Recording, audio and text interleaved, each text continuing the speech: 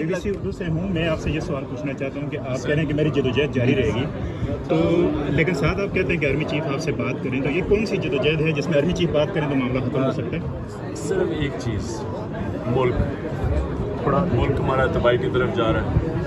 میں تو کوئی کسی کی مدد نہیں مانگ رہا, نہ میں کوئی مدد چاہتا ہوں کوئی الیکشن میں میری مدد کرے, نہ میں کہتا ہوں کہ میرے کوئی کیسز معاف کروا دیں, نہ میں کہتا ہوں کہ مجھے باہر بھیج دیں, ECL سے ہٹا دیں. میں تو اس ملک میں وہ لڑوں گا سارے کیسز. میں ملک کے لیے مانگ رہا ہوں کہ ملک تباہی کی طرف جا رہا ہے, اکانومی بیٹھ کے یہ ہے, ہماری پالیٹکس جو پولیٹیکل انسٹیٹیوشنز ہیں ان کو تباہ کر دیا ہے, ملک کے ادارے تباہ کر دیے ہیں. ایک آدمی کو باہر رکھنے کے لیے سارے ملک کے اداروں کو تباہ کیا جا رہا ہے. آپ سمجھتے ہیں کہ آرمی چیف کے پاس کراچی کی جو لے کے آئے تھے آپ کے پاس, اس پہ نہیں عمل کر سکتے ملک کے لیے؟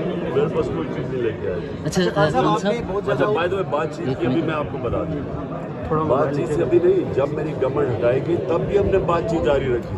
باجوہ سے 2 میں نے میٹنگز کی تھی, ایک کمیٹی تھی جو ان سے بات چیت کر رہی تھی, اس کو بھی آفر کیا, آصف کو بھی بات چیت کر. پولیٹیشین ہمیشہ بات چیت کیا کرتے ہیں. وہ اور بات ہے کہ ادھر سے رسپانس نہیں آ رہا کیونکہ ان کا کوئی اور وہ اس لائن پہ چلے ہوئے ہیں کہ عمران خان مائنس پاکستان کی پالیٹکس ان کا فیصلہ ہوا ہے. میرا پوائنٹ یہ ہے کہ یہ کبھی بھی آپ جب ملک کی سب سے بڑی پارٹی کو مائنس کرنے کی کوشش کرتے ہیں, آپ جمہوریت کو مائنس کر دیتے ہیں, اور جمہوریت کا مطلب کہ آزادی ختم کر دیتے ہیں. آزادی ختم کرنے کا مطلب مستقبل ختم کر دیتے ہیں. خان صاحب, آصف علی زرداری سے میں نے پوچھا آپ کے بارے میں کہ آپ کو آئسولیٹ کیا جا رہا ہے, تو انہوں نے کہا تھا کہ عمران خان کو کوئی سائڈ لائن نہیں لگایا جا سکتا, اللہ بادشاہ ہے. گزشتہ ہفتے ابھی ہی ندیم افضل چند نے یہ اسٹیٹمنٹ دی ہے کہ وہ چاہتے ہیں کہ آگے الیکشن میں PTI کے ساتھ بات چیت کریں, انہوں نے مشورہ دیا.